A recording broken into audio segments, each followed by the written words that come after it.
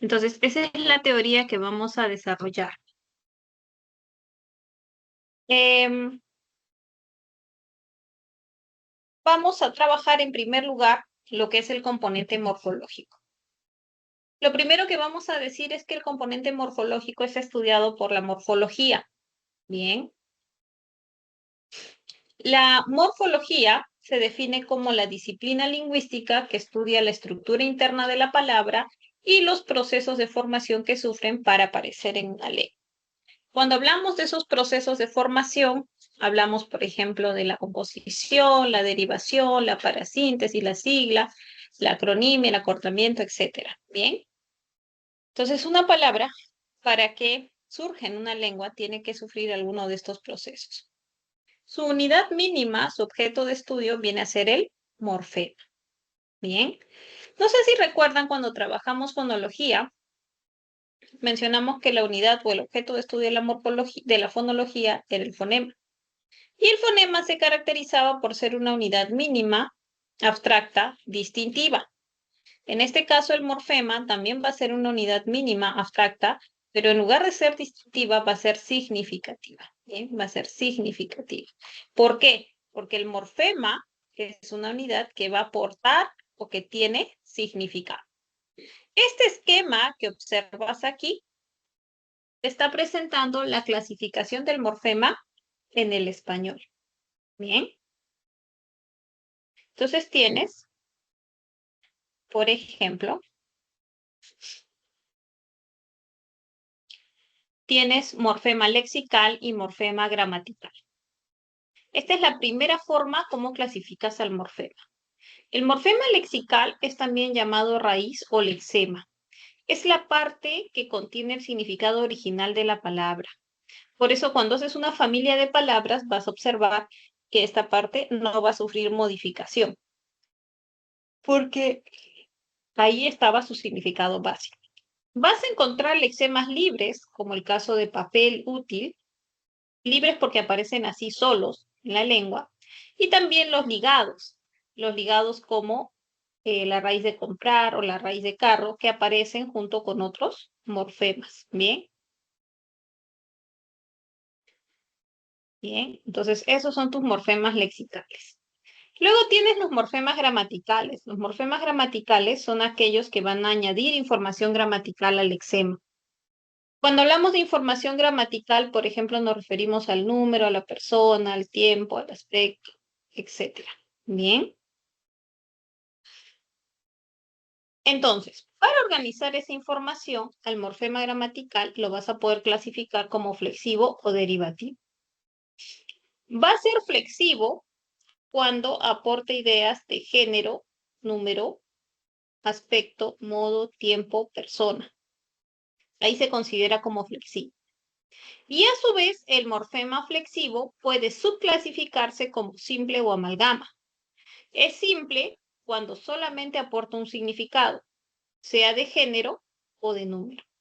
Por ejemplo, en hermanas, la A es una marca de género, la S es una marca de número. Ese es el morfema gramatical flexivo simple, por eso se llama así simple. En cambio, el morfema gramatical flexivo amalgama es aquel que se presenta en verbos conjugados, ¿ya? Todo verbo conjugado, todo verbo flexionado va a presentar este tipo de morfema. Este tipo de morfema te habla del número, la persona, el tiempo, el modo y el aspecto. Esa es la información que te brinda. Esa es la información que te brinda el morfema flexivo amalgama. Cuando a ti te pregunten entonces, ¿dónde aparece mayor cantidad de morfemas flexivos amalgamas? Lo que te están pidiendo son los verbos flexionados, verbos conjugados. Solamente ahí vas a encontrar el morfema flexivo amalgama. Bien. Luego tienes los morfemas gramaticales derivativos. Con estos podemos crear incluso nuevas palabras en una lengua. Son los que se adhieren a los lexemas y crean nuevos términos. Por ejemplo, de sutil, sutilmente. Se le agrega ese sufijo y lo estás derivando a un adverbio. De cariño, podrías insertarle el morfema derivativo os y formar cariñoso. Del moral podrías insertarle el prefijo de negación a y formar amoral. Next marino, le insertas el in, que es un sufijo que te indica que está relacionado a ese lexema, y el ex que indica anterioridad, ¿no? Entonces formas un nuevo término con más significados. Bien.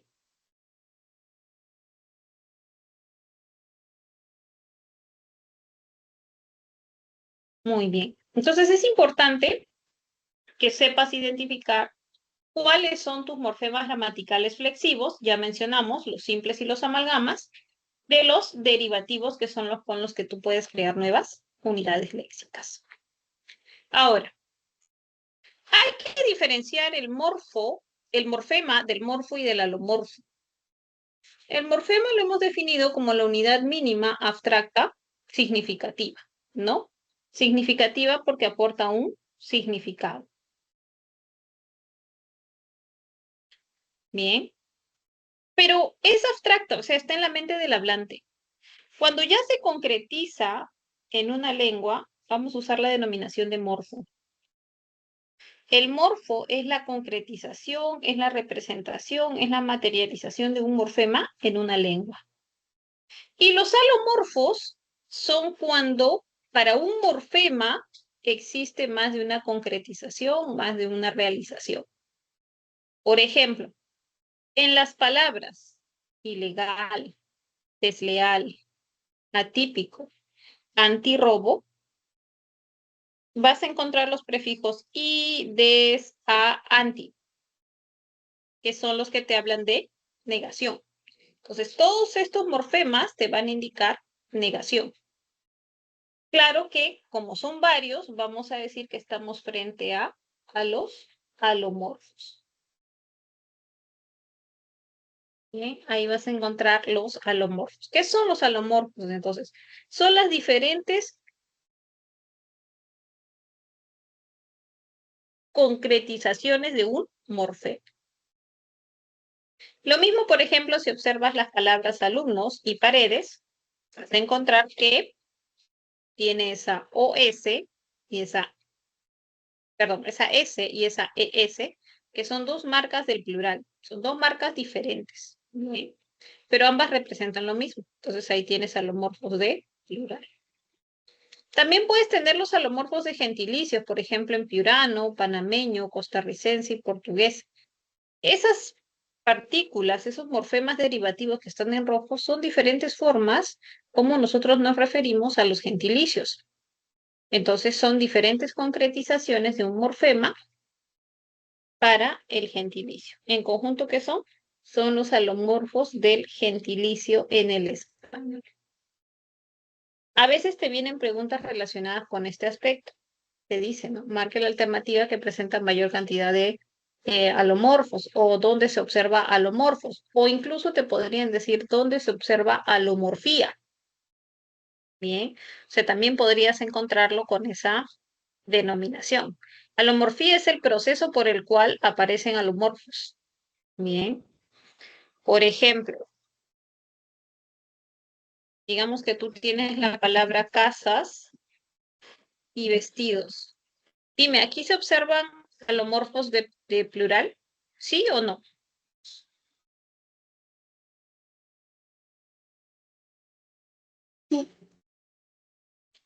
Mira, aquí no vas a encontrar alomorfos. ¿Por qué? Porque es una sola la marca del plural, que es la S. Pero si yo digo, por ejemplo, casas y flores, entonces tienes la S y tienes la ES. Aquí sí hay alomorfía, porque hay alomorfos. Hay diferentes formas de cómo representar la pluralidad. Bien, entonces en ese caso tienes alomorfía.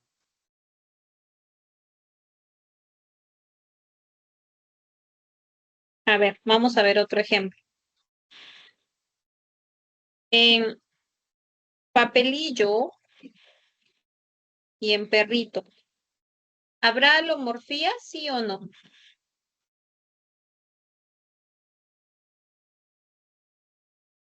Sí hay, ¿no? Porque aquí estás representando el diminutivo así, y en perrito lo estás representando con it. Entonces tienes alomorfos del diminutivo, porque son diferentes. Eso es lo que debes procurar encontrar cuando te pidan alomorfos o casos de alomorfía. Bien. Bien. Luego tienes los procesos de afijación. ¿En qué consisten los procesos de afijación? En el hecho de insertarle afijos a una palabra. ¿Qué son los afijos? Los afijos pueden ser morfemas flexivos o pueden ser morfemas derivativos, que van a recibir nombres como prefijo, sufijo, infijo, dependiendo de su ubicación en la palabra. Por ejemplo, en semicerrada tiene semi, es un prefijo. En extraoficial, extra es un prefijo. En posparto, pos es un prefijo. ¿Por qué? Porque son morfemas derivativos que se colocan antes del lexema. Por eso se llaman prefijos, porque van antes del lexema. Luego tienes encajones, maizal, felicidad, exquisitez. Entonces ahí tienes sufijos. ¿Por qué? Porque van pospuestos al lexema, o sea, por la ubicación. Bien. Y en el caso del infijo, el infijo es el que se incrusta en la raíz, interrumpe la raíz. Por ejemplo, tienes Rosita, Alvarito, Cecita, Azuquita. Rosita, su lexema es Rosa. Alvarito, su lexema es Álvaro. Cecita, su lexema es César. Azuquita, su lexema es azúcar. Bien, entonces se incrusta en medio del lexema para formar la palabra. Esos son los infijos. Bien. Hasta aquí, chicos. ¿Alguna pregunta, alguna duda?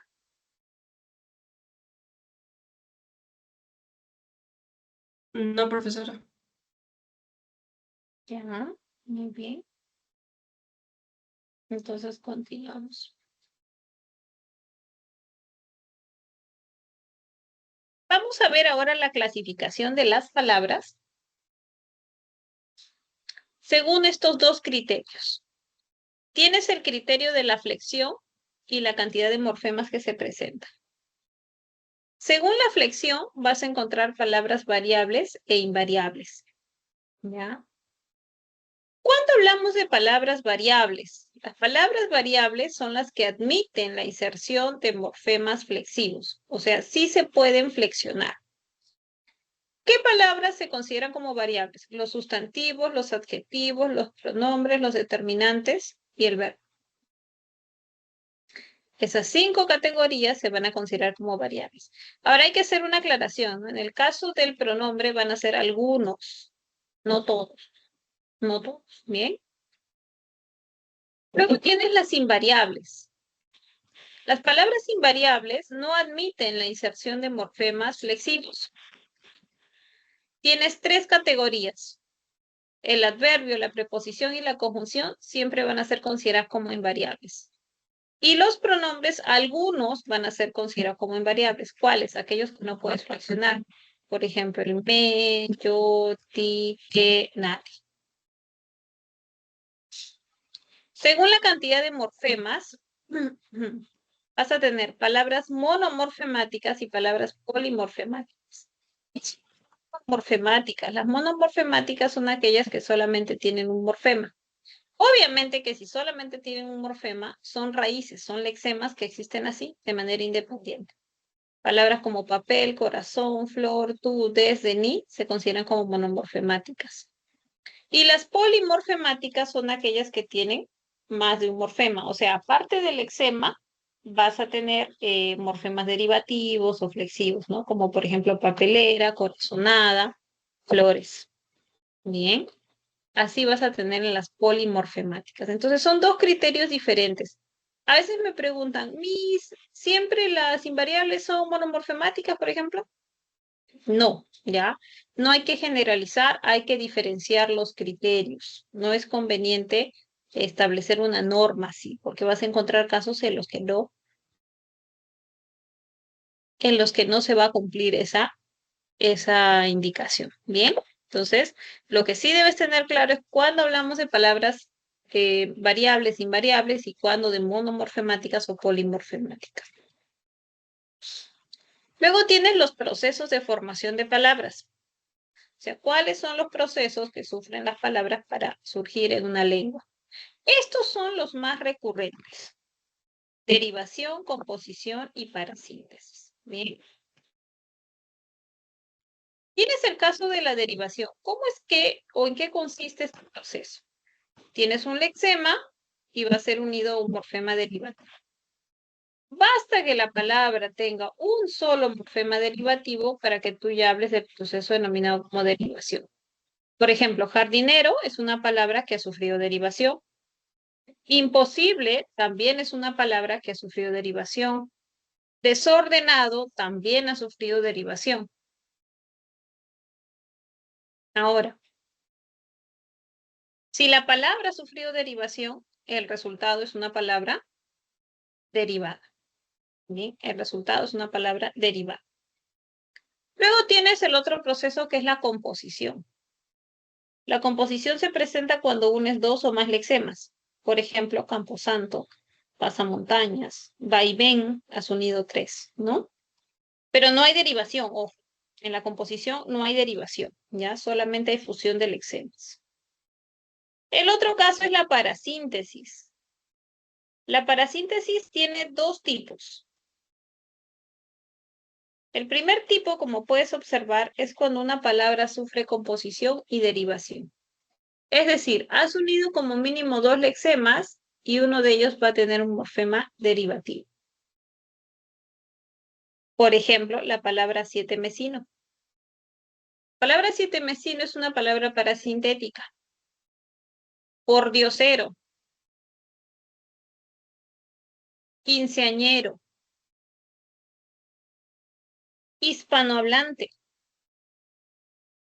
paracaidista. Se consideran como casos de palabras parasintéticas.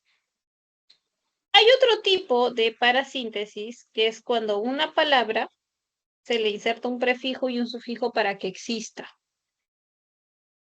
O sea, el lexema tiene que tener un prefijo y un sufijo para existir en la lengua. Por ejemplo, en la palabra ennegrecer. La palabra ennegrecer tienes el prefijo en y tienes el sufijo eser. Para que exista esta palabra tiene que estar el prefijo y el sufijo, porque si no, no existe solamente uno de ellos. Por lo tanto, quiere decir que ese prefijo y ese sufijo son interdependientes, son indesligables. Entonces, la palabra que se forma por medio de la inserción de prefijo y sufijo es una palabra parasintética. Bien, es parasintética. Otro caso, por ejemplo, podrías tener enterrar, empolvar, aclarar, endulzar. Casos de este tipo de parasíntesis.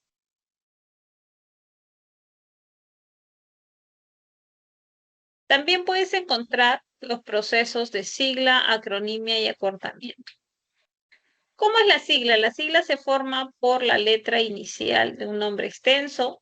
Siempre se escribe con mayúsculas y la deletreas.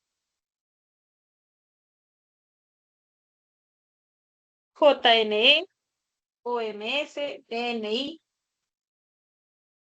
Entonces la sigla debe deletrearse. Luego tienes la acronimia. La acronimia se forma usando la letra o la sílaba inicial también de un nombre extenso. Pero la diferencia es que aquí tú formas una palabra. Y al formar una palabra le das el tratamiento de palabra en cuanto a la escritura. Si es la forma corta de un nombre propio, debe ir con mayúscula inicial, como el caso de Mercosur o Minerio. Pero si se trata de sustantivos comunes, entonces no hay por qué colocar la mayúscula, como el caso de radar o de ovni.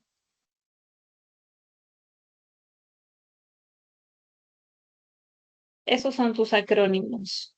Hay una diferencia en cuanto a la forma con las siglas. Bien.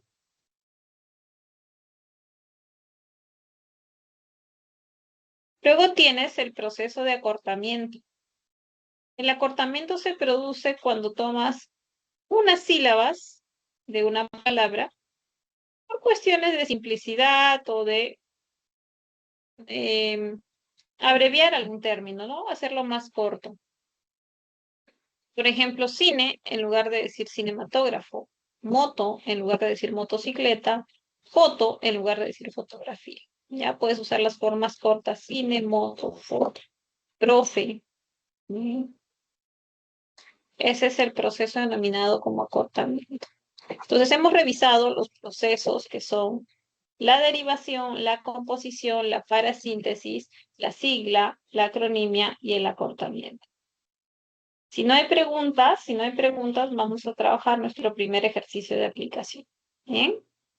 A ver, tienes algunos minutitos.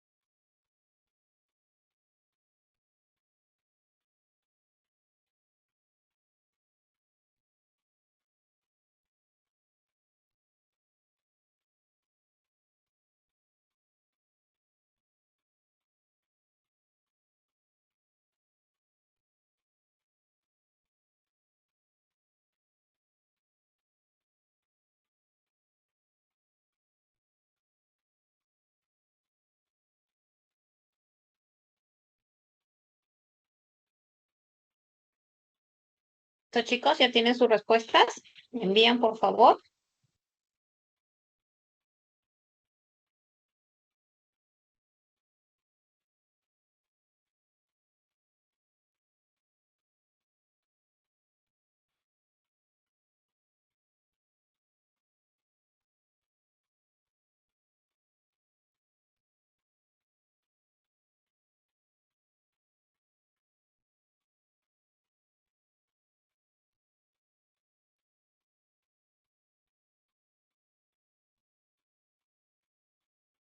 Muy bien, ya tenemos respuestas. A ver, te dice, en las palabras azulín, hermosura e imparciales, los segmentos subrayados constituyen formas lexicales. En azulino y hermosura sí, pero en imparciales no, ¿verdad? Entonces esta era falsa. Los segmentos subrayados en mesa, trabajará y doctores son morfemas gramaticales flexivos. Así es. A, porque te indica el género. Hará, porque es una amalgama, está en un verbo flexionado. Y ES, que es el plural. En cariñoso, subordinado y desinterés, los morfemas subrayados son de la clase de derivativos. Así es. Todos los que han subrayado son morfemas derivativos. Siguiente, te pedían los procesos de formación que han sufrido las palabras cantante, anteayer y micro. Entonces, en cantante lo que tenías es una derivación. Bien, en cantante tenías derivación. En anteayer lo que tenías era una composición, que se han fusionado lexemas, el lexema de ante y ayer. Y en micro hay un acortamiento. Entonces, tu respuesta correcta aparecía en casita. Chicos, hasta ahí. ¿Preguntas, dudas?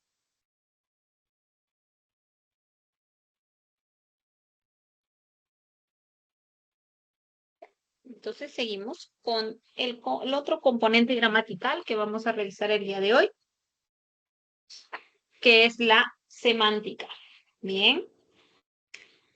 La semántica, chicos, es la disciplina que va a estudiar el significado de los signos lingüísticos, de las palabras, las frases, oraciones, y también de su relación y sus relaciones semánticas. Bien. Tú con la semántica vas a encontrar a otras dos disciplinas, la lexicología y la lexicografía. Cada una de ellas también está vinculada al estudio del significado, pero desde otra perspectiva. Por ejemplo, la lexicología te va a estudiar cómo es que se estructura y funciona el léxico de una ley, el vocabulario de una ley. Su unidad de estudio, su objeto de estudio es el lexema. Bien. El lexema que se considera como la parte principal de la palabra, ¿no? La que contiene el significado básico. Eso estudia la lexicología. Y por otro lado, la lexicografía se va a encargar de la elaboración de diccionarios, repertorios léxicos y glosarios. Bien, eso estudia la lexicografía. Pero claro, dentro de ellas la semántica es la que tiene un estudio más completo del significado. Hay otra ciencia que es más amplia y que estudia el signo. Se denomina semiótica. Bien, la semiótica estudia el signo. ¿Por qué tenemos que trabajar el signo? Porque como hemos dicho, la semántica se encarga del estudio de un tipo de signo, que es el signo lingüístico. Entonces, para llegar al signo lingüístico, tenemos que empezar y revisar lo que es el signo. El signo va a ser, dice, objeto, fenómeno o acción material que por naturaleza o convención representa o sustituye a otro. O sea, es un elemento que evoca a otro diferente. Eso es el signo, con el cual puede o no establecer alguna relación. Vas a tener el indicio, el icono y el símbolo. El indicio lo que hace es establecer una relación de causa y efecto con lo que representa. O sea, tú ves el indicio, el signo, y que es el efecto, y puedes llegar a saber cuál es la causa.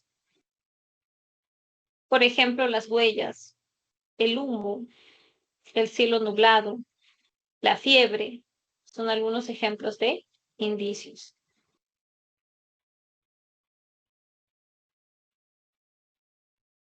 Los iconos van a establecer una relación de semejanza. Se parecen a lo que representan. Bien. Entonces tú lo ves y sabes a qué se refiere porque se va a parecer. Por ejemplo, un mapa que se parece a la forma de un territorio, un retrato. Bien. Los emoticonos que tienes en tu chat, el WhatsApp, se consideran como iconos. Y el último tipo de signo es el símbolo. El símbolo no guarda ningún tipo de relación con el elemento que representa. Es totalmente arbitrario y convencional. Bien, no guarda relación. Entonces simplemente va a tener, ha sido establecido por uso, ¿no? Un determinado grupo se reúne, propone que un elemento represente a otro, todos lo usan y queda. Entonces, por eso se dice que es convencional. Bien, es convencional. O sea, no guarda ninguna relación natural con lo que va a representar. La cruz roja, la paloma blanca, por ejemplo, son ejemplos de símbolos. Aquí en el símbolo es donde tú vas a encontrar al signo lingüístico. O sea, el signo lingüístico no guarda una relación natural con lo que representa. Vamos a trabajar entonces qué entendemos por signo lingüístico.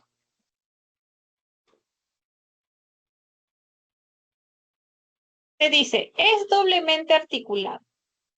Claro, el signo lingüístico va a presentar la articulación de morfemas y también una articulación de fonemas. Por eso se dice que es doblemente articulado. O sea, una palabra se va a presentar como una secuencia de morfemas o como una secuencia de fonemas. Esa es la doble articulación. Es convencional arbitrario, ya hemos dicho, porque no guarda ninguna relación natural con lo que va a representar. Es mutable e inmutable. ¿Por qué? Porque cambia, pero la cambia con el transcurrir de muchos años. Entonces, es mutable porque cambia, pero es inmutable por largos periodos, porque por largos periodos no sufre modificación alguna. Presenta dos planos, por eso se dice que es biplánico. ¿Cuáles son esos dos planos? El significante y el significado. Esos son los dos planos del signo lingüístico. Entonces, hablemos de esos planos. El plano del significante es conocido también como el plano de la expresión, o sea, cómo se va a manifestar, cómo se presenta un signo lingüístico. Bien, acá tienes, por ejemplo, la representación fonológica de la palabra olla. Bien, así es como se representa en el español. Pero esta secuencia de fonemas, olla, está asociado a un significado en el español. ¿Qué es el significado? Es el plano del contenido, es el concepto con el cual tú asocias a un determinado signo lingüístico. Entonces dice vasija redonda de barro, metal, etcétera, ¿no? Que sirve para cocinar, etcétera.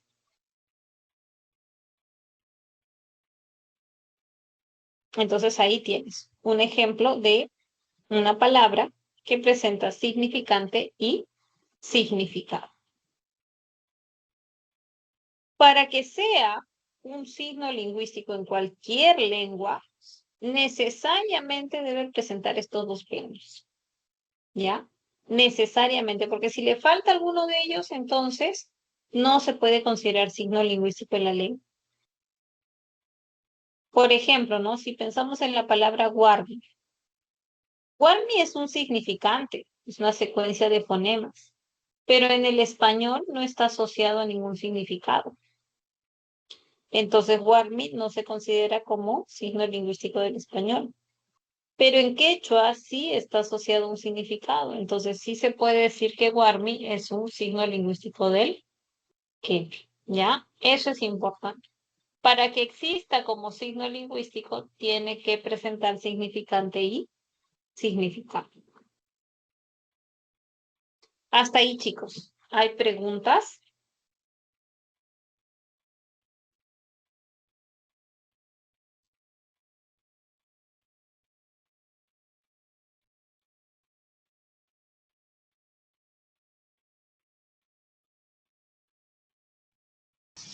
Seguimos.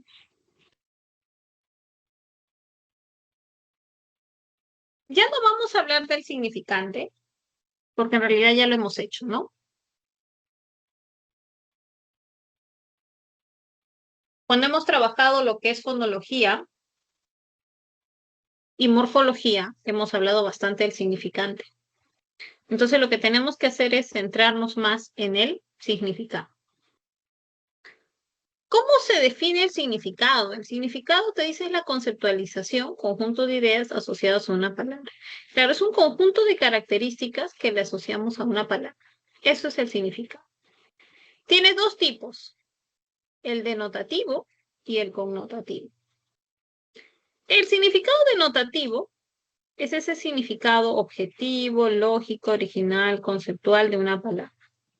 Es el que encuentras en el número 1 en el diccionario. Por ejemplo, si dices Ricardo estaba caminando bajo la lluvia. ¿Qué se refiere lluvia? A ese fenómeno atmosférico por el cual hay caída de agua del cielo, ¿no? De las nubes. En septiembre inicia la primavera. Primavera se refiere a la estación del año. Necesitamos una tela transparente. Transparente es que se deje, que deje pasar la luz, ¿no? Que se observe, que se pueda observar tras de ella. Esos son tus significados denotativos. Pero hay otro tipo de significado que es denominado como el connotativo. Este significado connotativo es un significado subjetivo, secundario, accesorio, metafórico. Son significados auxiliares que los hablantes nativos de una lengua le van a asociar a los denotativos, ¿no?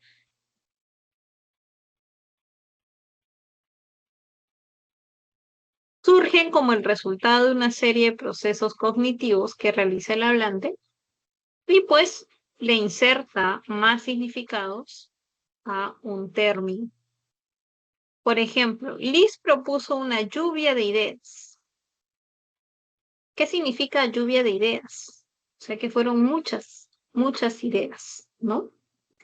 Está en la primavera de la vida, que atraviesa su juventud. O sea, ese primavera ya no se refiere a la estación del año, ¿no? Se refiere a una etapa de la vida. Ruth es bastante transparente. ¿Qué significa transparente? Que es una persona sincera, honesta, ¿no? Entonces, estos ya son significados subjetivos, son significados secundarios, adicionales de estas palabras, que hay que interpretarlos según el contexto que presente. ¿Bien? Para que tú puedas determinar el significado de una palabra, si es denotativo o connotativo, entonces es necesario que recurras a estos dos factores. ¿Ya? ¿Cuáles son estos factores? Tienes el contexto y la situación. Estos son los factores que te van a ayudar a determinar a ti cuál es el significado de una palabra. ¿Bien? Muy bien. ¿Qué viene a ser el contexto? El contexto es el conjunto de elementos lingüísticos que rodean a una palabra y condicionan su significado. O sea, son las palabras que rodean a otras y te ayudan a saber exactamente a qué se refiere. Por ejemplo, se sometió a una operación al corazón. Yo voy a saber el significado de corazón por el contexto, ¿no? Por las palabras que lo rodean. ¿Cuáles son las palabras que lo rodean? Someterse y operación. Entonces, entiendo que se sometió a una operación, un procedimiento quirúrgico para tratar problemas del corazón. Bien. Entonces, ¿cómo sabes el significado del corazón? Por los elementos que aparecen. Ana. Le habló con el corazón en la mano. En este caso, ¿a qué se refiere corazón? Corazón se va a referir a que es una persona muy sincera, muy honesta. ¿Cómo lo sabes? Porque dice con el corazón en la mano. Con el corazón en la mano. Literalmente esto sería imposible, ¿no? Entonces, por eso decimos que es un significado connotativo.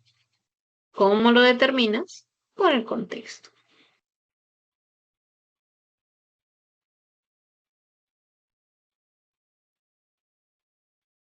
Muy bien.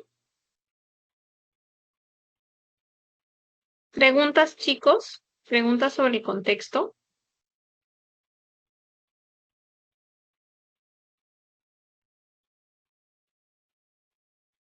¿Está claro qué es el contexto? Sí, profesora. Muy bien. Entonces nos vamos a la situación. La situación o entorno extralingüístico. Bien. ¿A qué se refiere? Esto ya no se va a presentar, en la oración. Esto es algo que está fuera de la oración, pero que te ayuda a determinar, ¿no? Que te ayuda a determinar cuál es el significado también. Normalmente, ¿cuándo vas a requerir a la situación? Cuando se te presenta un enunciado ambiguo. Bien. Por ejemplo, ellos tienen las manos sucias. ¿Cómo saber exactamente a qué se refiere? Porque puede ser que ellos tienen las manos con suciedad, literalmente, o que están involucrados en acciones negativas o de corrupción. Entonces, ¿cómo vas a saber exactamente a qué se refiere? La oración no te ayuda, los elementos que aparecen en la oración no te ayudan a determinarlo, ¿cierto? Entonces el contexto no es suficiente. Necesitas algo más, algo que está fuera de la oración. ¿Eso qué es? Eso es la situación. Bien. Profesora, ¿yo voy a llegar a saber la situación? No, tú no vas a llegar a saber la situación. Basta con que sepas identificar que en una oración el contexto no es suficiente para ya afirmar que necesitas a la situación. Bien, Solveig.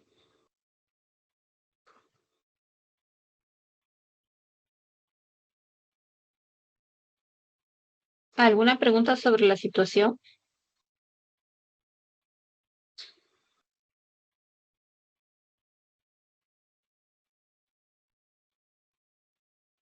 A ver, por ejemplo, si yo te coloco en Carlos vio preocupado a Juan. ¿Qué requiero para saber a qué se refiere? ¿El contexto o la situación? La situación. Claro, porque es una oración ambigua, ¿no? Tú dirías, ¿quién estaba preocupado? ¿Carlos o Juan? No se sabe. Entonces requieres la situación.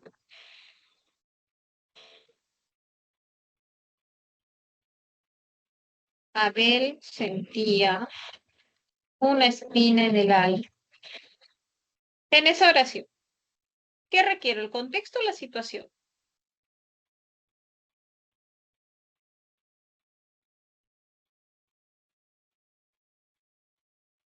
Contexto. El contexto es suficiente, ¿no? Muy bien, el contexto es suficiente porque espina aparece con la palabra alma. Entonces ahí ya sabemos que es un significado connotativo, ¿no? No va a ser el significado propiamente de espina, sino que esto se interpreta como un dolor, una pena, una tristeza, una preocupación, algo inquietante. Bien, ok. Eso entonces respecto al contexto y la situación. Seguimos. Ahora, vamos a hablar un poco sobre las relaciones semánticas. Bien. Tenemos la sinonimia y la antonimia. ¿En qué consiste la sinonimia? La sinonimia es una relación entre significado y significante, bien, en la cual un significado puede tener diferentes significantes. Bien. Por ejemplo, te dice semejanza de significados entre dos o más palabras. Estuvo mucho tiempo en el exilio y ese ostracismo lo cambió. Exilio y ostracismo se consideran como palabras sinónimas. En su afán de obtener el puesto, demostró suficiente empeño. Afán y empeño son sinónimas. El día sábado tuvimos una jornada bastante agotadora. Día, jornada, se consideran como sinónimos. Entonces, los sinónimos se van a presentar cuando dos o más palabras coinciden a nivel del significado. Si bien es cierto, no es un significado idéntico, no es un mismo significado, porque puede tener características que lo diferencien, pero sí las vas a considerar como palabras sinónimas. ¿Bien? Luego tienes las palabras antónimas. La relación semántica se denomina como antonimia. Bien. ¿Qué implica la antonimia?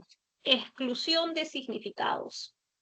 Hay oposición de significados. Bien, eso es lo que implica la antonimia. Los significados se van a oponer.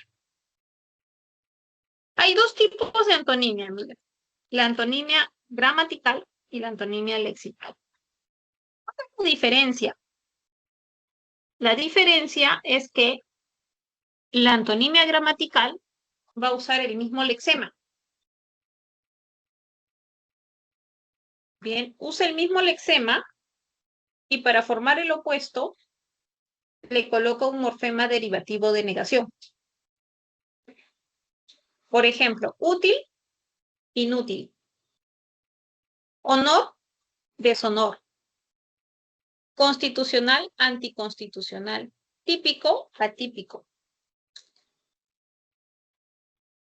Entonces tienes un mismo lexema, pero el opuesto se ha formado insertando morfemas derivativos de negación. Es la antonimia más fácil que puedes identificar. ¿Bien? Luego tienes la lexical. La lexical se presenta cuando la oposición se presenta entre lexemas. Bien. Por ejemplo, puedes tener la recíproca, la complementaria y la propia. ¿En qué se diferencian? Veamos en primer lugar la recíproca. Uno de ellos semánticamente implica al otro. Entonces, por ejemplo, tienes entrada, salida. Si hay una entrada, que hay una salida. Bien, hay implicancia. A diferencia de la complementaria. En la complementaria lo que se observa es exclusión. O es uno o es el otro. No pueden ser ambos. O está en singular, o es uno solo, o hay dos o más. Entonces, uno excluye totalmente la existencia del otro. Luego tienes la propia o gradual. La propia o gradual es la que va a pasar por niveles. Bien, pasan por etapas. Por ejemplo, niñez, vejez. Se pasó por la adolescencia, se pasó por la juventud, por la adultez. Bien, pasaste niveles. Frío, caliente. Pasas por tibio.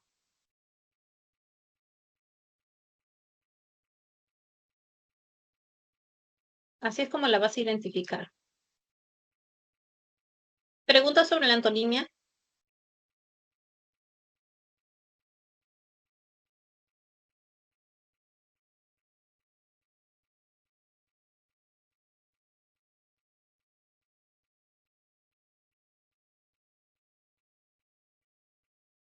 La otra relación semántica es la polisemia.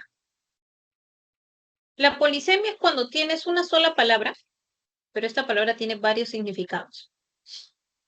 ¿Cómo reconoces si estás frente a un caso de polisemia? Porque todos los significados que tiene esta única palabra se parecen, tienen algo en común. Por ejemplo, al ganar la copa, brindaron con una copa de vino. Copa y copa se trata de una sola palabra. Tienen significados parecidos, ¿no? ¿Qué tienen en común? ¿Cuál es el rasgo en común? La forma. Ese es el rasgo en común. En la planta del edificio se lastimó la planta del pie.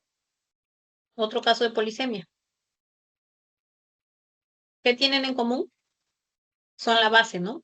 El rasgo de ser la base. Por la hoja entreabierta ingresó la hoja seca del árbol. Hoja también tiene su caso de polisemia. Se denomina hoja porque es parte de algo, ¿no? Parte de una composición. Entonces ahí tienes polisemia.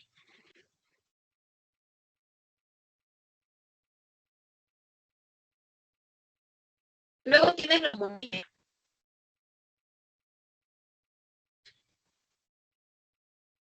Y la homonimia se presenta cuando hay significados diferentes, pero a nivel de nombre son idénticos. Bien.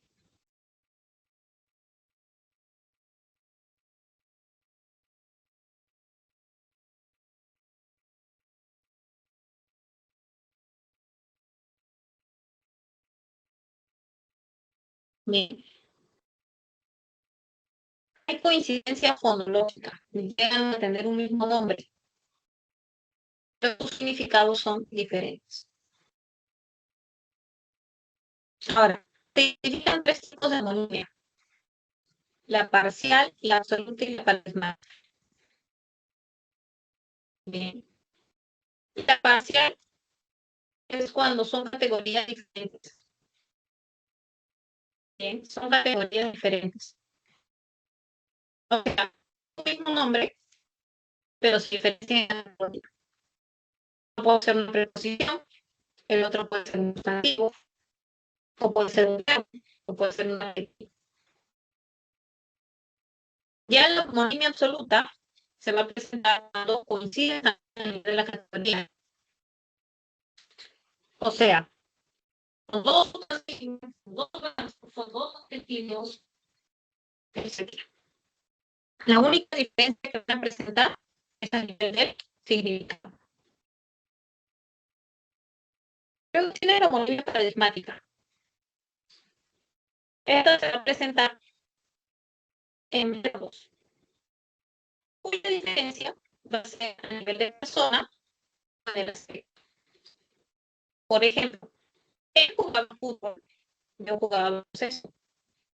Si bien la expresión es la misma, jugaba, pero la diferencia es que en el caso de jugaba, él se refiere a la tercera persona. En yo jugaba se refiere a la primera. Ahora, ayer digamos aquí, agregamos fuera, es una misma conjugación, pero cuando colocas el adverbio ayer, te indica que el aspecto es perfectivo porque la acción ya se concluyó. Pero si trabajamos con el adverbio hoy, digamos, entonces la acción se concluye. El aspecto imperfectivo. Pero siempre la homonimia que se presenta en verbos que se diferencian tanto en persona como en texto. También encontrar algún rasgo común en sus significados, ninguno. No se parecen en nada. Ya, estas no se parecen en nada. La diferencia y la polisemia tienen rasgos comunes. Lo único que tienen en común son iguales es el nombre. Nada más.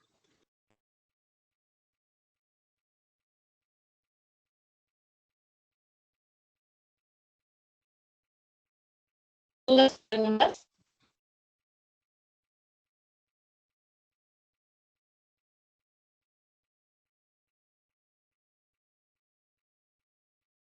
No. Seguimos. Tenemos las relaciones de inclusión. ¿Cuáles son las relaciones de inclusión? Tienes la heteronimia, la enconimia y la cohiponimia.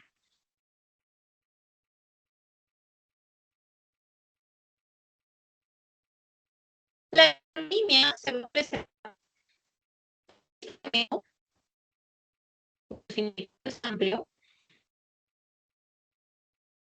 Bien. Va a incluir todos.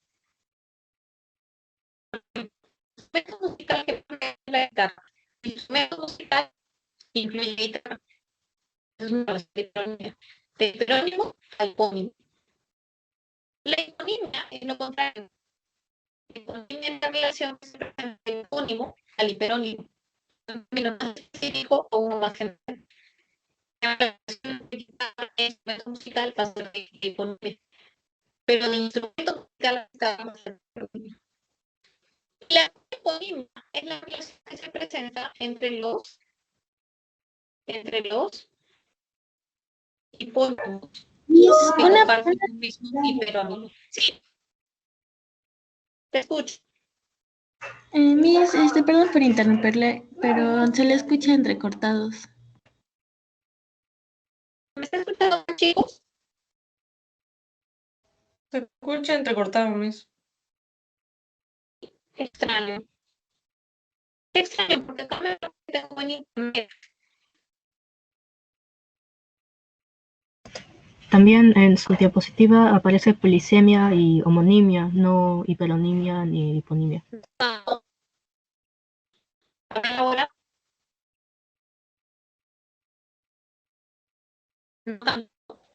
A ver, voy a compartir ya no se preocupe.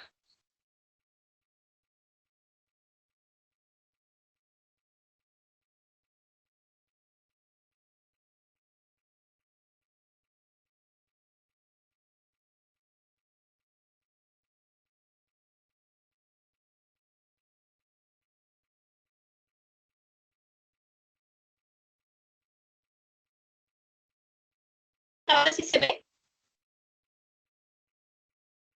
No, Miss.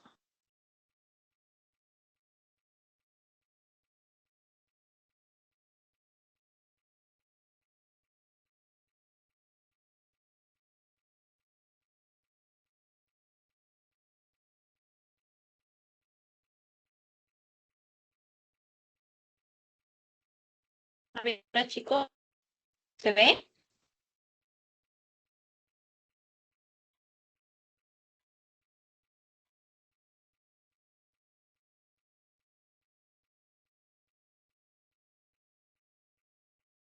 Ahora se ve lo que estoy compartiendo, chicos. Revisen, por favor. Discúlpeme, se ve en blanco. Bien blanco. O sea, sale que está presentando, pero no sale la presentación.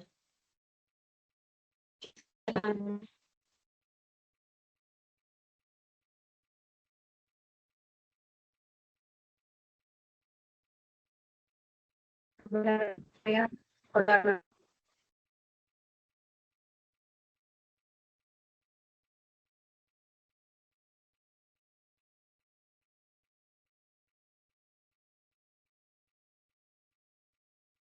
A ver ahora, chicos, ¿se ve?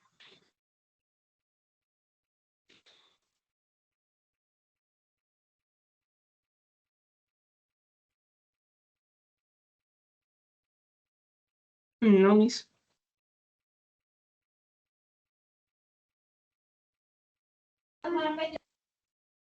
Ya. Salí y voy a ingresar a la reunión, ¿ok? Me parece que es el la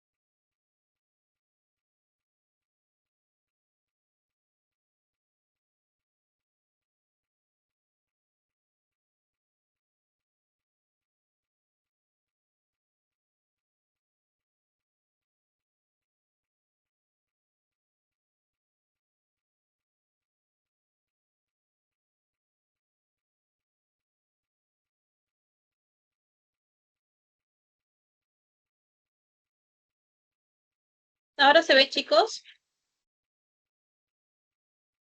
Sí, profesora. Sí, Miss. Ok, ok, chicos, excelente. Ya. Entonces podemos continuar. ¿Ahora sí me escuchan bien? Sí, profesora. Ya. Ok. Listo. Les estaba hablando de las relaciones semánticas de inclusión, ¿no? La hiperonimia, la hiponimia y la cohiponimia. Les decía que la hiperonimia se presenta cuando un término cuyo significado es amplio va a incluir a otros. Bien. Por ejemplo, el caso de instrumento musical que incluye al de guitarra, tambor, trompeta, etcétera. Bien, eso es la hiperonimia. La hiponimia es la relación contraria, es la relación del hipónimo al hiperónimo. O sea, el término que tiene un significado más específico aparece contenido en el hiperónimo. Por ejemplo, entre guitarra e instrumento musical, la relación va a ser de hiponimia. ¿Por qué? Porque primero está el hipónimo. Bien. Y finalmente, la relación entre los hipónimos que comparten un mismo hiperónimo va a ser de cohiponimia. Entonces, entre tambor, trompeta y guitarra, vas a decir que la relación es de cohiponimia. ¿Bien?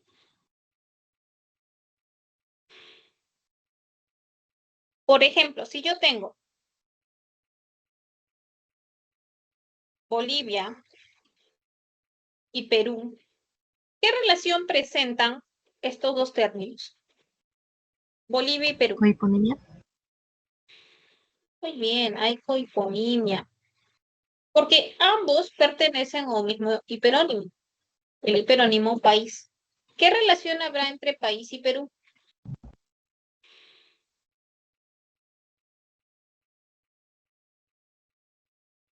Hiperonimia, ¿cierto? Porque primero está el hiperónimo.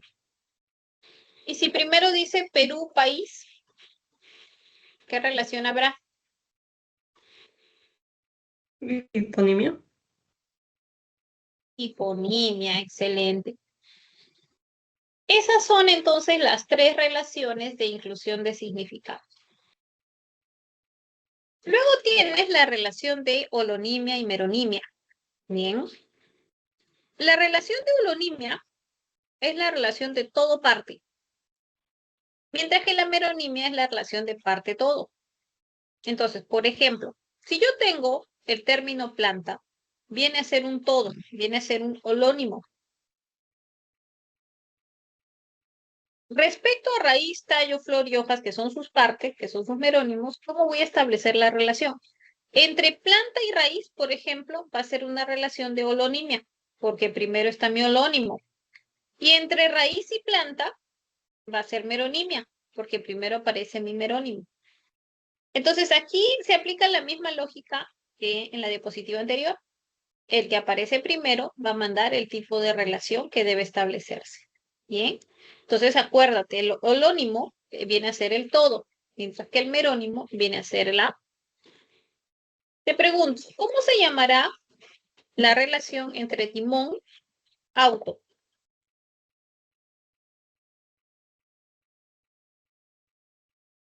Es una relación de parte todo. ¿Cómo se llamará? Polónimo. La relación de parte todo es meronimia. Esto es parte todo. Y la relación entre auto y timón va a ser de holonimia, porque esta relación es todo parte. Ya está. Muy bien. Finalmente tienes la relación denominada como paronimia. En realidad no es una relación semántica en sí, ¿no? Esta relación se va a presentar entre palabras que son parecidas a nivel del significante. Por ejemplo, tienes desecar y disecar, alcalde y alcaide, inminente, eminente, sexta, secta. Entonces tienen rasgos en común en el nombre, se parecen. Por eso te digo, no es una relación semántica, o sea, no ocurre a nivel de significado, ¿no? Solo es a nivel de número. Muy bien, chicos. ¿Preguntas sobre la teoría de las relaciones semánticas? ¿Dudas?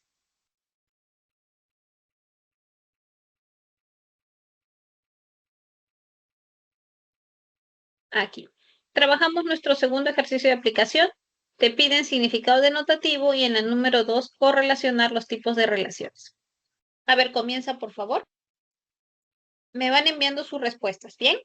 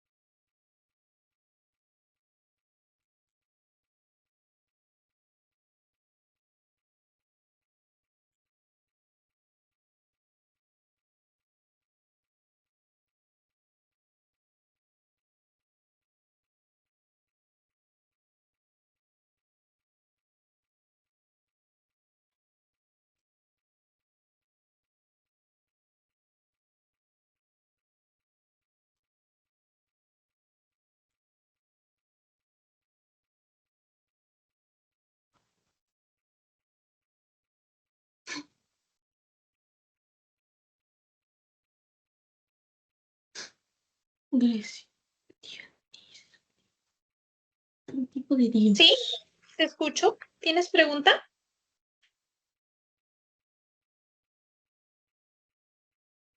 ¿No? Ok. A ver, en la primera nos decían significado denotativo.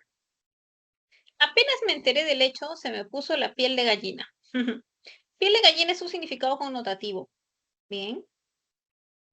Descarto. Vamos, Luisa, ponte las pilas para acabar rápido el trabajo. Ponerse las pilas también es un significado connotativo. Su mirada penetrante lo dejó petrificado en la vía pública. Dejar o quedar petrificado es un significado connotativo. La maestra nos brindaba pautas para aprobar el examen. Aquí sí, ¿no? Es objetivo, es literal. Las hermanas Cristina y Luz son como dos gotas de agua. Eso también era subjetivo. Luego tenemos. En Grecia, Dionisio era considerado el dios del vino. Dionisio, Dios, va a ser Hiponimia. muy bien, es una hiponimia.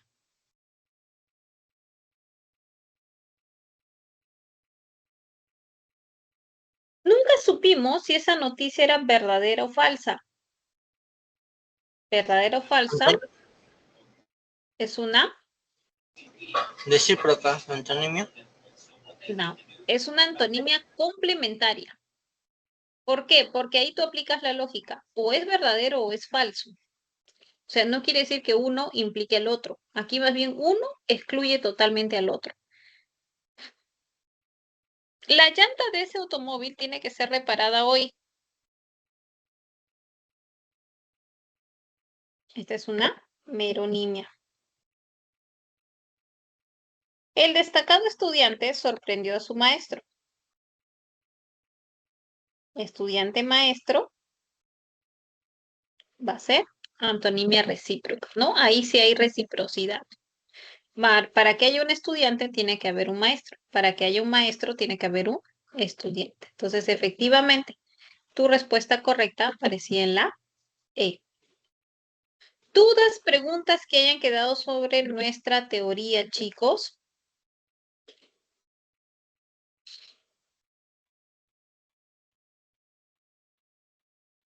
Entonces nos vamos a ver nuestras preguntas seleccionadas para esta clase.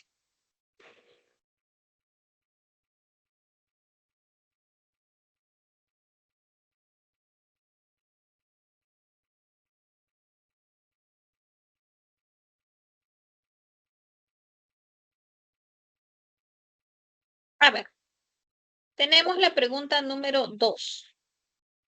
A ver, chicos, sobre clasificación de palabras monomorfemáticas. Me envían su respuesta.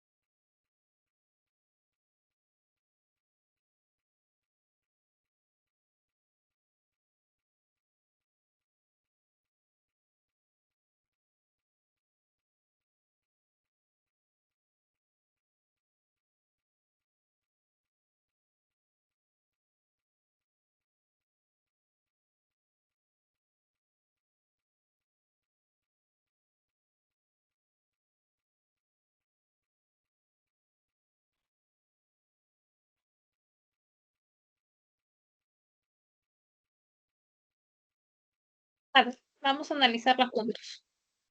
Nos dice, por el número de morfemas que contienen las palabras, se clasifican en monomorfemáticas, aquellas que están constituidas por un solo morfema, polimorfemáticas formadas por más de un morfema. Considerando lo indicado en el enunciado, ahí estaba su reloj y un lápiz de color azul. La cantidad de palabras monomorfemáticas. A ver. Comenzamos con ahí.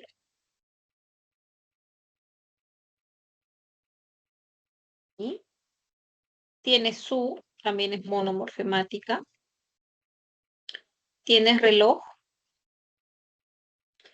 Y también es mono. Un, también. Lápiz. También tenías de. Color. Y azul. Todas esas eran las monomorfemáticas. 9 palabritas. Muy bien.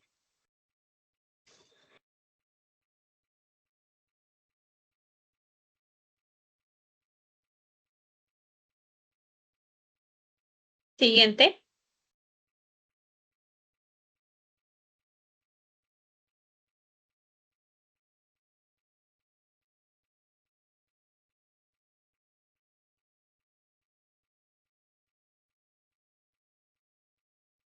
Miss, una pregunta. ¿Cuál es la respuesta de la pregunta 1?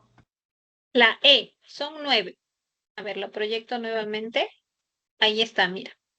Ahí las hemos resaltado todas las palabras monomorfemáticas. No se vayan a confundir con las variables, ¿ya? Acá simplemente tienes que ver las que solamente son lexemas. ¿Sí?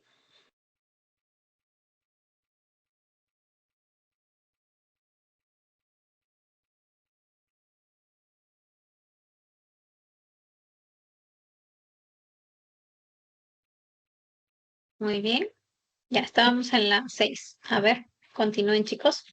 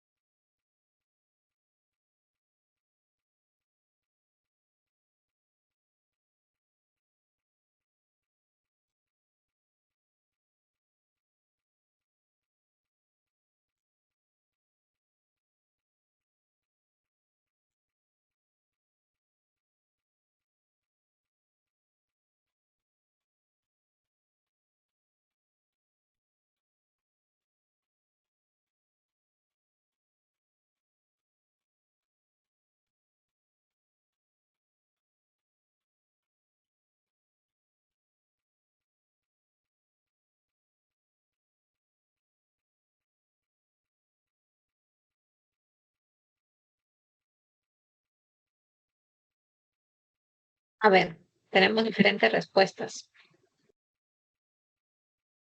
Tenías hazme reír. Hazme reír es una palabra que está conformada por dos lexemas. Hazme y reír. En realidad por 3, ¿no? Haz es un verbo. Me es un pronombre. Reír es otro verbo. Entonces, hazme reír es una palabra que ha sufrido composición.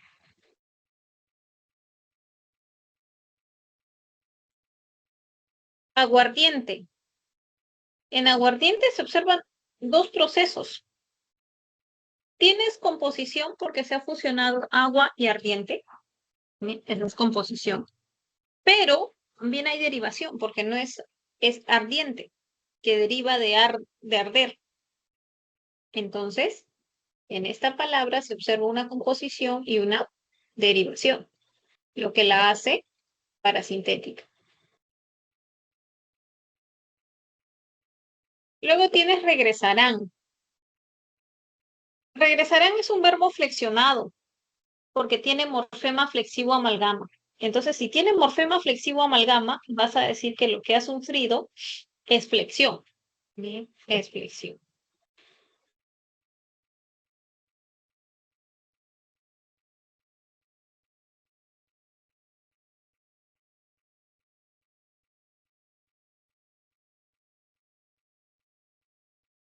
Y finalmente, intocable, lo que tiene ahí en su estructura es un morfema derivativo. Entonces, la palabrita ha sufrido derivación. Derivación.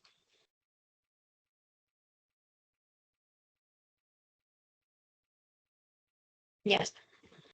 ¿Cuál era tu clave? Tenías 1C, 2A, 3D, 4B. Avioncito, ¿ya? ¿Dudas? ¿Preguntas? Miss, ¿por qué regresarán era flexión? ¿Qué palabra? Ah, regresarán.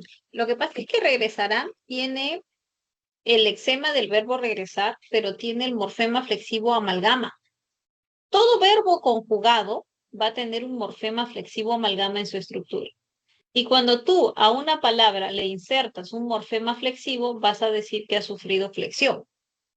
A ver, es un juego de palabras, ¿bien? Así. Por ejemplo, digamos que yo tengo la palabra casas. La palabra casas tiene un morfema flexivo, bien, simple. Entonces, como tiene morfema flexivo simple, voy a decir que ha sufrido el proceso que se llama flexión. ¿El resultado cuál es? El resultado es una palabra flexionada. Bien. Por ejemplo, eso con una palabra, un sustantivo, pero puedes tener un verbo. Por ejemplo, jugó. Jugó tiene morfema flexivo amalgama, porque recuerda que la amalgama está presente en todos los verbos conjugados, o sea, ha sufrido el proceso de flexión. El resultado es una palabra flexionada. ¿Sabes por qué estoy colocando esta palabra flexionada? Porque a veces te vienen preguntas donde te dicen, ¿no? Marque la alternativa que presenta mayor cantidad de palabras flexionadas. Y dicen, pero no sé cuáles son. Y si conoces a los morfemas flexivos. Entonces, para aclarar ello. Ahora, si tú tienes, por ejemplo, la palabra rojizo, rojizo tiene morfema derivativo. ¿Sí? Vamos a explicarlo.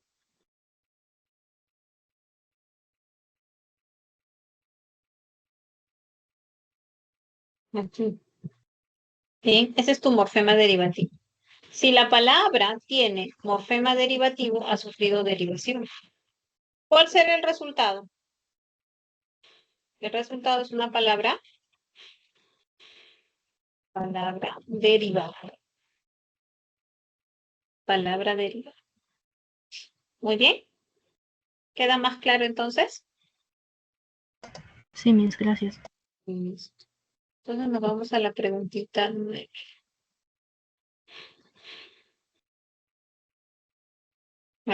Pregunta 9.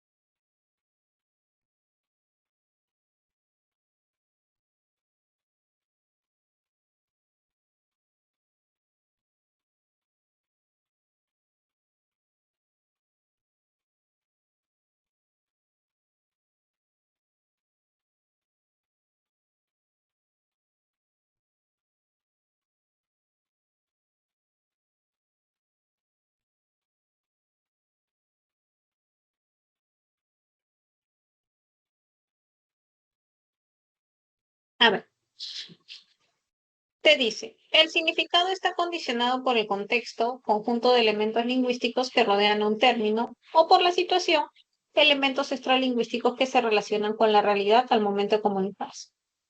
De acuerdo con lo señalado en los enunciados, acá hay gato encerrado. Moisés lleva varias bolsas de tela y su hermano sufrió un infarto al corazón. Entonces, los significados respectivamente son determinados por. En acá hay gato encerrado, vas a necesitar la situación, ¿no? Para saber exactamente a qué se refiere. El contexto no es suficiente. En Moisés lleva varias bolsas de tela. El contexto, el contexto es suficiente, ¿no? Porque sabes a qué se refiere bolsas. Y su hermano sufrió un infarto al corazón, también el contexto lo determina claramente. Entonces, tu respuesta correcta aparecía en casita. Muy bien, chicos, buen trabajo. Vamos a la siguiente, para identificar relaciones semánticas.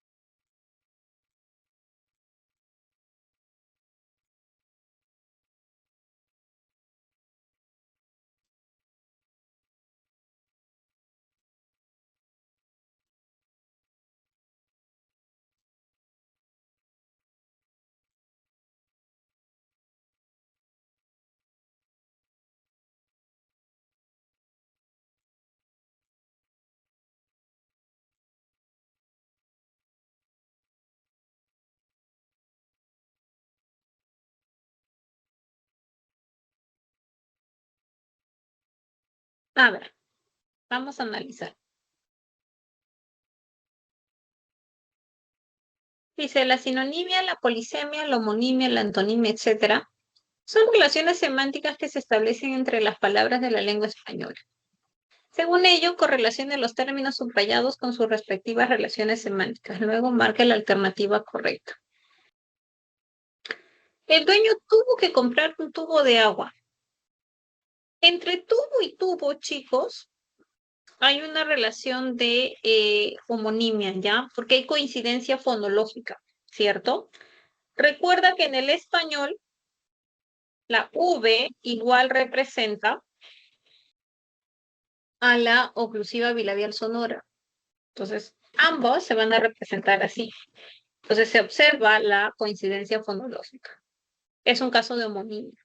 Pero hay una diferencia en cuanto a la categoría lexical, porque el dueño tuvo está como verbo, pero en comprar un tubo está como sustantivo. Entonces, entre tubo y tubo, lo que vas a tener es una homonimia parcial.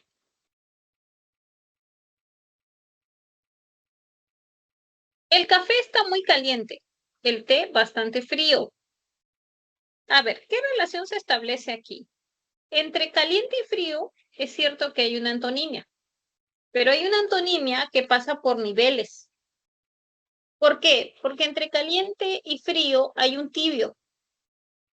Y si sigues avanzando vas a encontrar gélido, frío, tibio, caliente, tórrido. Entonces pasas por niveles. Si pasas por niveles, entonces va a ser una antonimia propia. Es una antonimia propia. Ya está. Ella bebía solo agua, yo bebía jugo de piña. Bebía y bebía. Esa es una conjugación verbal, ¿no? ¿Cuál es la diferencia entre ambos? La persona. Tienes ella bebía, yo bebía. Entonces es una homonimia paradigmática. Recuerda que la paradigmática justamente recibe esa denominación porque se da en el paradigma de la conjugación. Y en el español hay números singular y plural. Estos se oponen, ¿no? Por la cantidad. El singular siempre hace referencia a uno solo. El plural es dos o más. Entonces aquí lo que tienes es una antonimia, pero es una antonimia complementaria. Es una antonimia complementaria. Por la exclusión que hay. Entonces tu respuesta correcta estaba en 1 dado, 2 avión, 3 barco, 4 casa. Avioncito. Bien. Chicos, tenemos algunos minutitos. No sé si ha quedado alguna preguntita como para poder aclarar.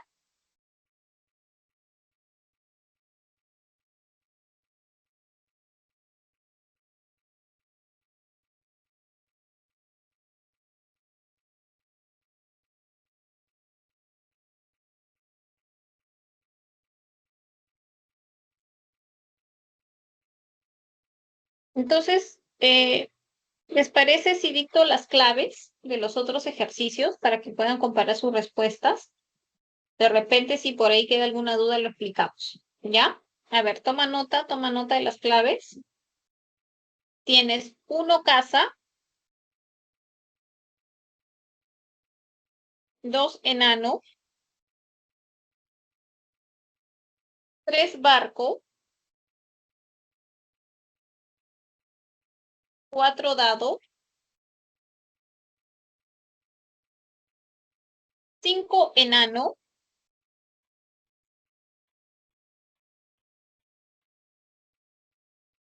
6 dado,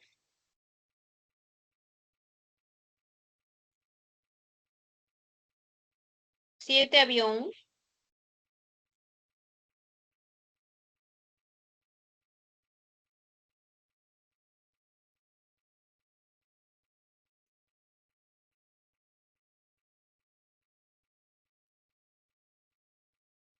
'Me parece que en la 7 no había venido completa, ¿no?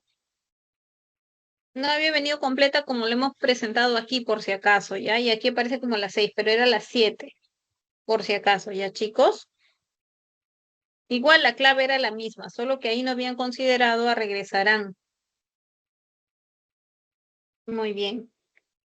8 barco,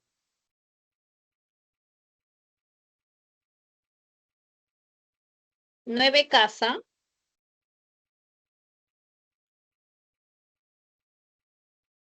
10 dado,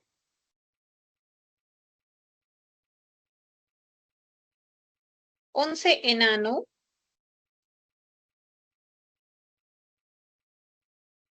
12 avión. Repito, chicos, repito.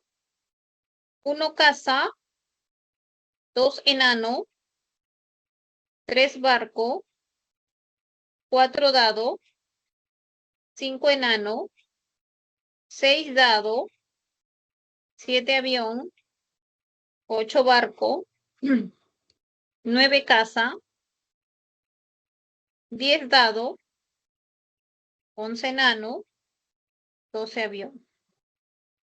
¿Listo? ¿Alguna pregunta de esos ejercicios, chicos?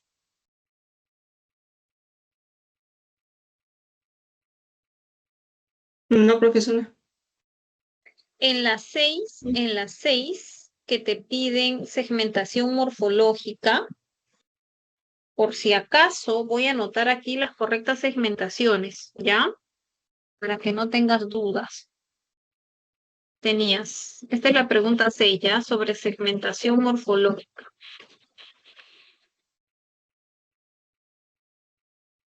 Tenías. Para que compares cómo lo has hecho, ¿ya? Luz realiza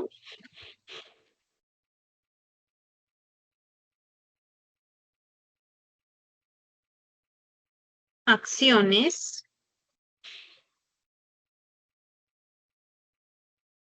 de supervivencia.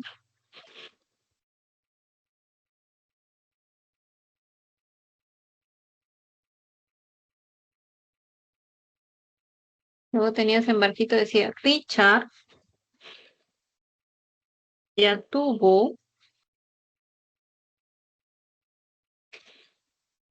varios encuentros amicales. En C tenías, entonces, desarrollaron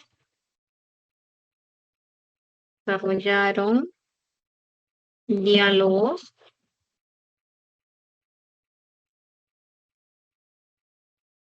interminables.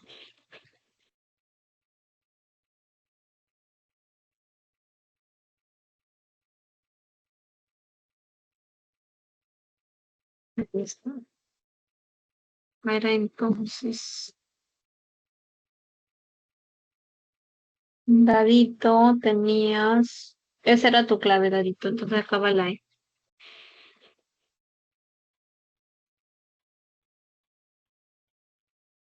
Hallarán, perdón, hallarán un supermercado,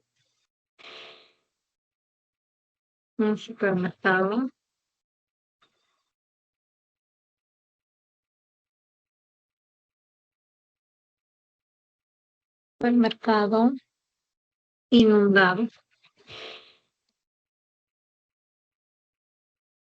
Ya está. Esas eran las segmentaciones morfológicas correctas, ¿ya? Muy bien. Miss, ¿Alguna preguntita? Sí, Miss, tengo una duda. ¿Me podría aclarar lo de flexivo?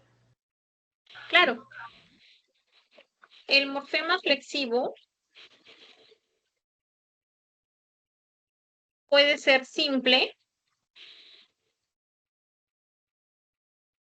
o amalgama, ¿ya?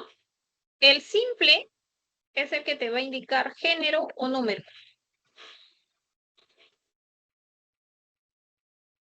Por ejemplo, en la palabra amigos, tienes la O que te indica el género masculino y la S el número plural. Entonces, en la palabra amigos tienes 2 morfemas flexivos simples. Y el amalgama es el que te indica persona número, tiempo, modo, aspecto. Obviamente lo vas a encontrar en un verbo conjugado. Por ejemplo, en jugó, la O te indica qué persona, él o ella, ¿no? Tercera persona. ¿Qué número, singular o plural? Singular. ¿Qué tiempo? Jugó, pasado. ¿Qué modo? Es un hecho real, modo indicativo. ¿Y qué aspecto? Como la acción se concluyó, aspecto perfectivo. Entonces, toda esa es la información que te da la amalgama. Solamente lo encuentras en verbos conjugados. Y el otro morfema flexivo es el simple, que te indica género número, que lo encuentras en la mayoría de categorías. Eso es lo que tienes que recordar del morfema flexible. ¿Bien? Sí, gracias, Miss. Ok. Bien, chicos, entonces hasta ahí vamos a trabajar. La próxima clase comenzamos con el componente sintáctico. Trabajamos todo lo que es frase nominal. Es nuestro último componente gramatical. Bien, ha sido un placer trabajar con ustedes. Cuídense muchísimo. Que Dios los bendiga. Cuídense, Miss. Bye. Gracias, Miss. Chao, Miss, cuídese. Gracias, Chao, profesora. chicos. Gracias. Chao.